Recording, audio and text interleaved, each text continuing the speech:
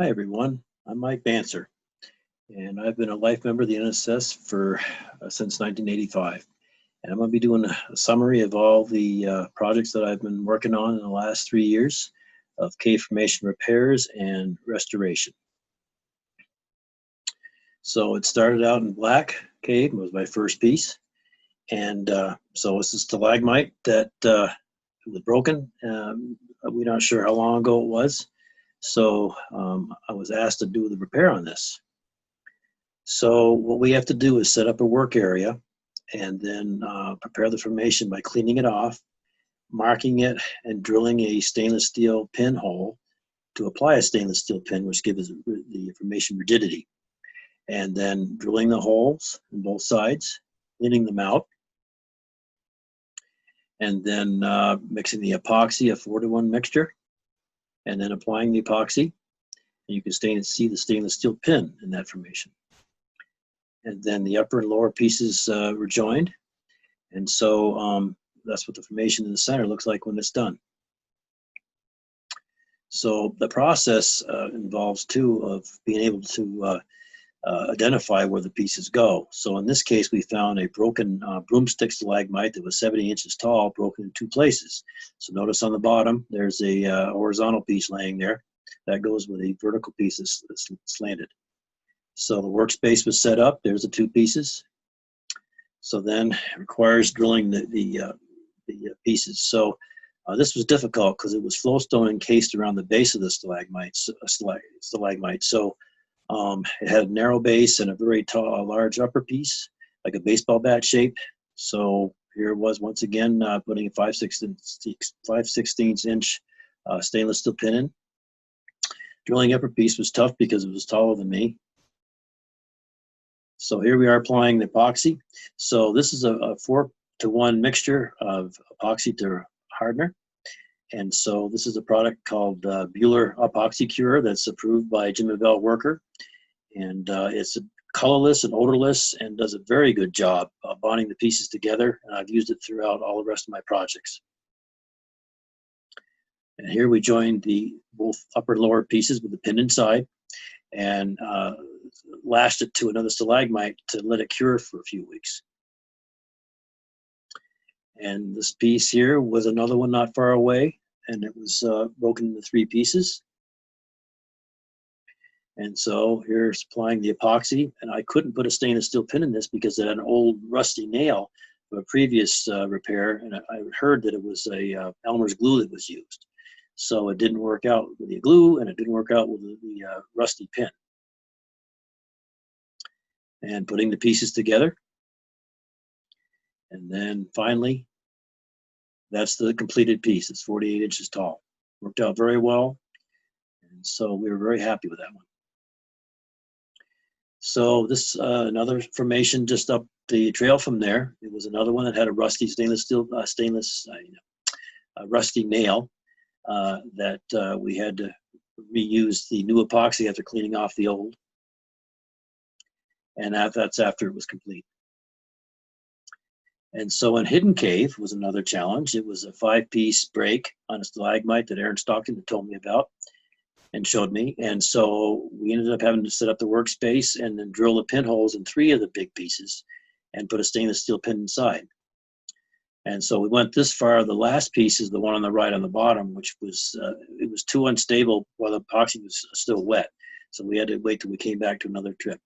And in the meantime, we found this white stalagmite that was laying in 2 pieces on the floor. We found the base and epoxied that and the second piece to it, but was still missing a top piece. So we weren't sure where that was. So at that point, we left the cave. Came back in October. So here we have to invert the repair piece to put it onto its base, which I ended up using a 3/8 inch stainless steel pin, I believe, on that one. And so I invented a device called a speleo clamp to hold the piece, the repair together and hold the formation upright because it was top heavy, and it worked out very well. And it's made out of PVC, wing nuts, and stainless steel, all thread, stainless all thread. And so here's the piece after it's been repaired, and we're up in the back there. And then we went down to apply a camouflage mixture to the joints. The joints usually have some chips around them when they fell to begin with. So we're just putting a rock flour paste together to camouflage them. You can see the formation on the right was the 48-inch one we did earlier. And here's the 70-inch piece further back with a red arrow. And then finally from the distance, it shows it's back to full view with its family of broomstick stalagmites in Virgin Cave. We're very happy with the repair. Hidden Cave, we came back to do the top piece. And so drilling it and putting epoxy onto it was the next challenge. And then camouflaging the joints with a rock paste. And so in the end, our goal was to hide all of the seams. And so also during that time, we happened to find the third piece, which was this white one upslope, which is exciting. So we ended up gluing that together, and now the piece is all standing free again. And from the back, looking up slope, here's the larger stalagmite in the foreground that we repaired. You can't see any joints. And the one in the upper ground to the right that we repaired. And here's the speleo clamp. Again, I invented just to put pieces in, and usually stalagmites is the one that works, but I prepared stalactites inside of it too. And the stalactijack, another invention of mine to hold the stalactites in place, which works very well, and you're going to see it a little further on. And for references, the Cave Conservation Restoration book by Jim and Bell Hillworth Worker, I had bought that from them when I went down to visit them, and they showed me how to do the epoxy and a few points about the drilling, and I took it from there. I didn't need help with that after that point, but I was so thankful for them. They're great friends of mine, and I appreciate all the work they've done to come up with a great book.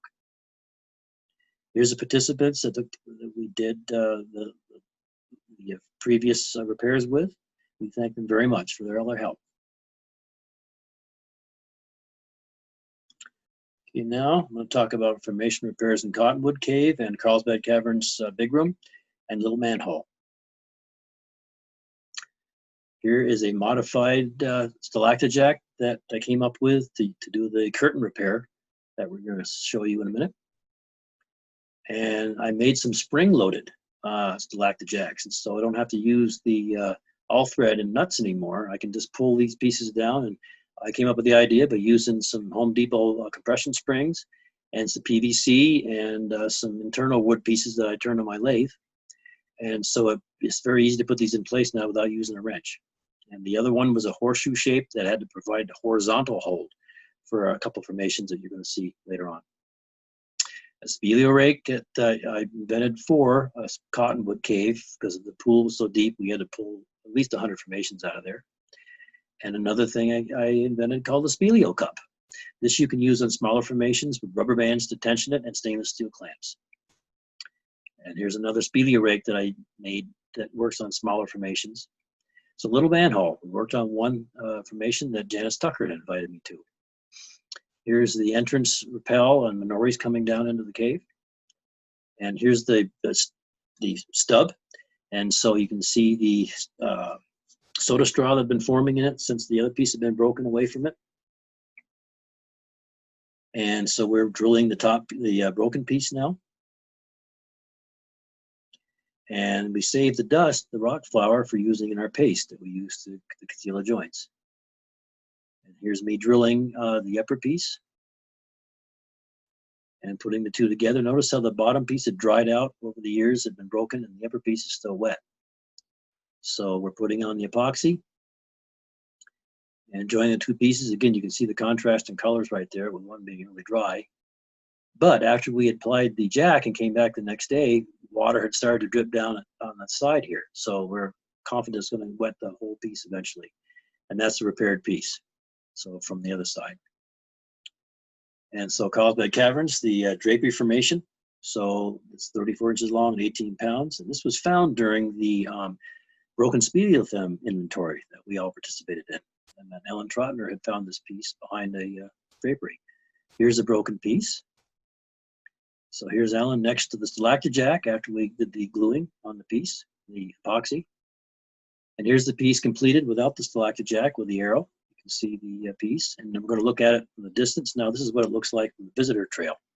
So there's the piece back in place once again.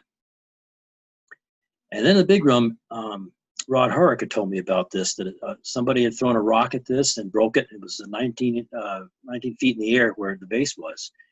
And so I had to prefab the stalactijack with a 2-inch rigid metal conduit length that I could use to get the jack up to the ceiling. Here's the two broken pieces before we joined them. So Alan helped me put those in the spiegeleo clamp, and we drilled a stainless steel pin, a 6-inch long piece, stainless steel pin, and joined these two and let them cure for almost a month.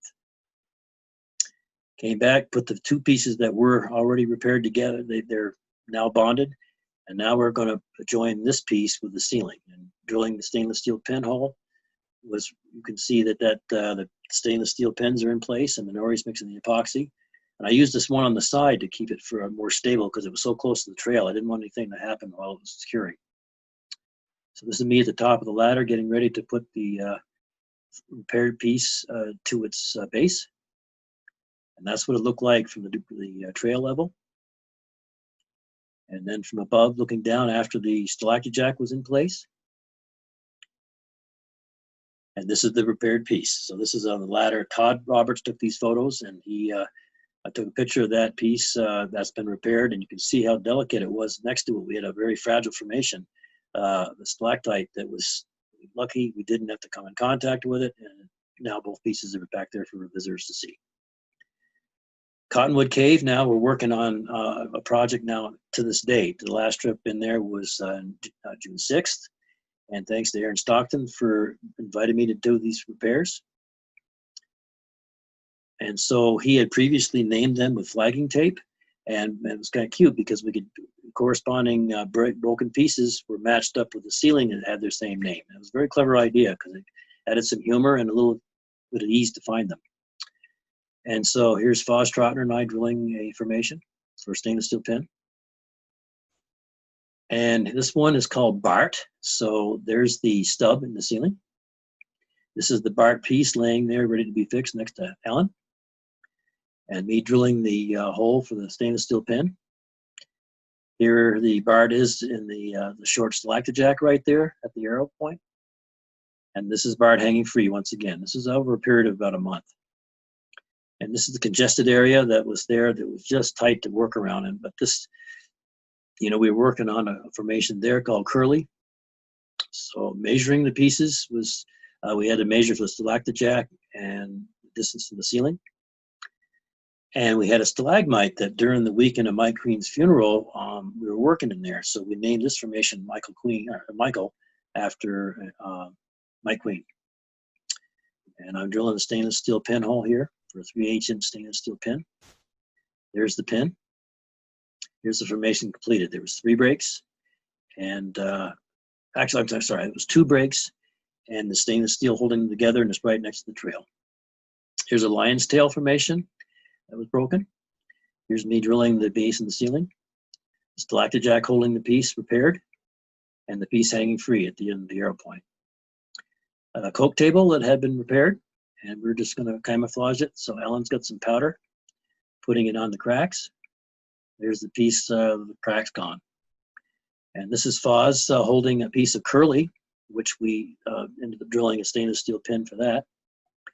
Here's Curly together with a missing piece on the left. You can see the chunk missing. So we used some rock flour paste and covered it up. And that's Scott applying the rock powder paste. And the stalactijack balanced on that stalagmite below him. And then finally, this is Curly hanging free at the arrow point. You can see that the crack is gone and the chunk is not there visible anymore. 3 other stalactijacks in the background. Alan's doing some fishing with a speleo rake, and we ended up calling speleo fish. And those are the pieces to her right that were fished out just then. And this is a formation called Alan. So it's being held in place by a modified stalactijack. And that's it after it's finished in the center. And this is Aaron Lynch and Dave Brombard working on free formation repairs there. Here's the 3 stalactijacks that they had made to support the repairs. And these 3 formations here are showing their work afterwards. And this is the one called Aaron that's in that horseshoe-shaped, it was a break, a slanted break on the ceiling there. So I had to have horizontal force. So I used that the jack that I came up with, the idea for putting the pressure to the side with rubber bands, and that worked very well.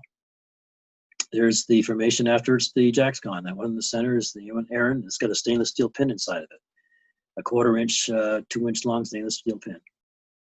Here's a speleo cup, one of the inventions I had for the shorter pieces. You can see where the piece has been joined real carefully. Here's the congested area that we're all working in.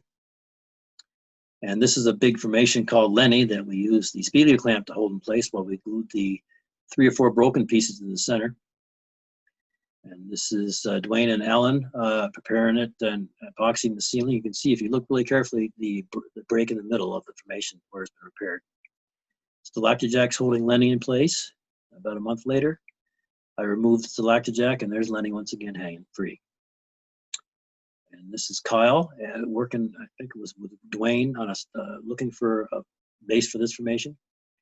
And this is Colin and Hunter working on a piece.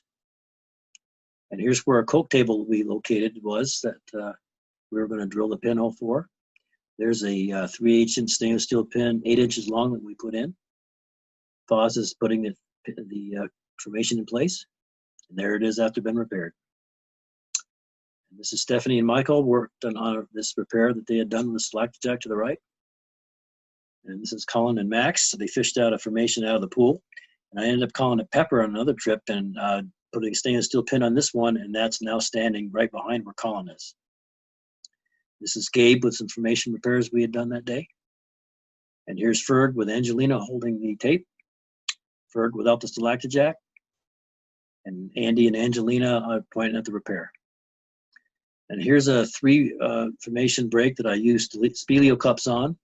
There's 3 or 4 3 speleo cups there, if you look carefully. And that's the formations repaired afterwards. Notice the center one was really close to the corresponding stalagmite. And this is Johnny 5, a repair that Todd Roberts had done. And he had taken most of these pictures.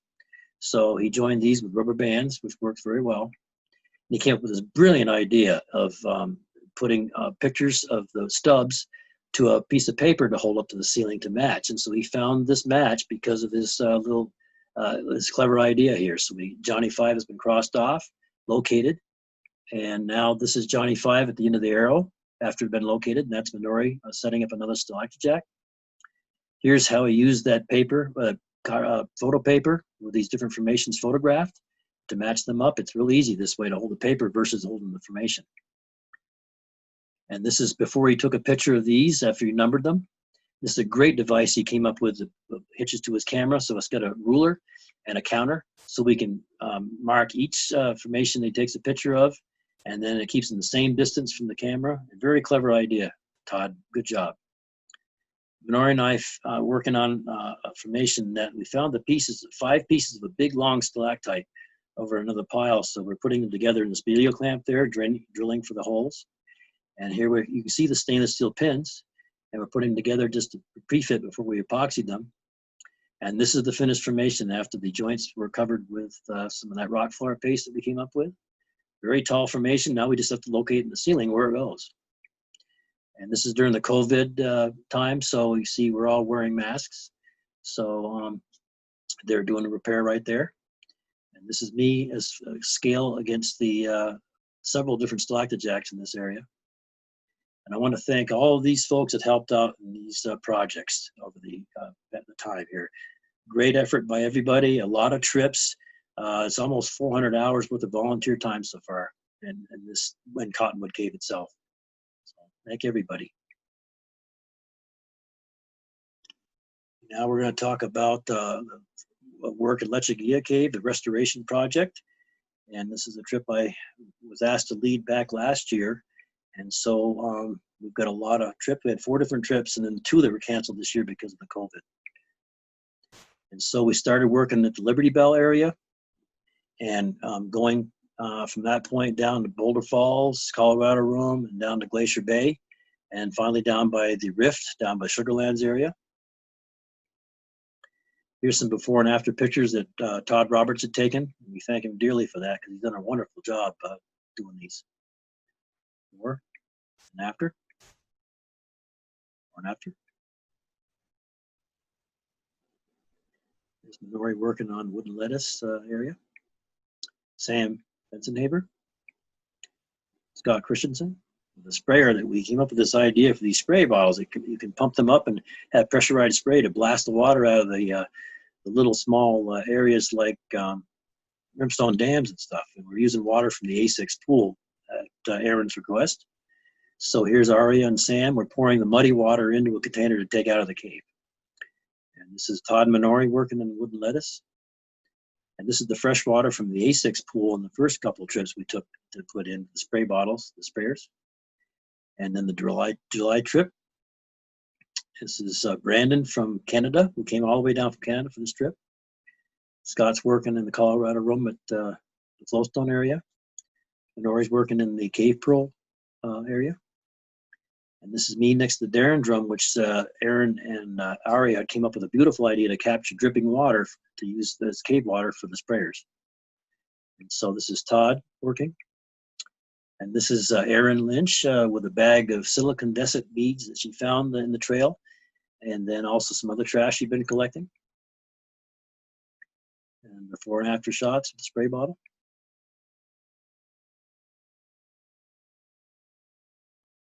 Here's some chips that look like came down from when they were drilling the new anchors at the top of Boulder Falls and landed down here, so they're gone in this picture, mostly. And then some more here. Before and after areas. Again. September trip. We're down by the Rift down the Sugarlands Trail. Hugely impacted, mostly from the, I think it was a resurvey project where they had to go off trail to do areas, but there was a severe impact. So we had a lot of footprints and old rope to remove. This is that after. So the footprints are gone. Footprints here, gone, restored. Some old blue tape with mold on it that Aaron had found. And then finally the trip this year. Okay, so far, we've got 1,505 square feet that we've restored and 201 volunteer hours. Here's a before and after shot. Left before, right after. There's a footprint before on the left, right after. Before and after here. Here's a Leatherman for scale in the bottom of the picture. Before and after. Footprint above, down below. And this is Scott putting some powder on top of an area to conceal the trail. And this is Aaron working on an area to conceal the trail. And this is Minori and I with a couple of inventions that I came up with I call them a cave claw.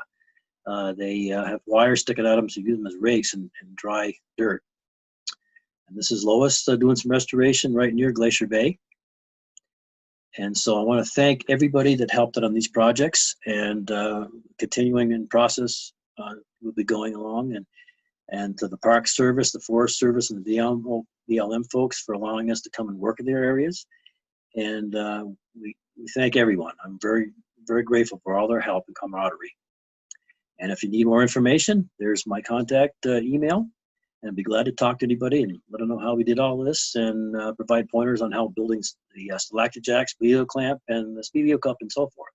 So give me a call. Thank you very much.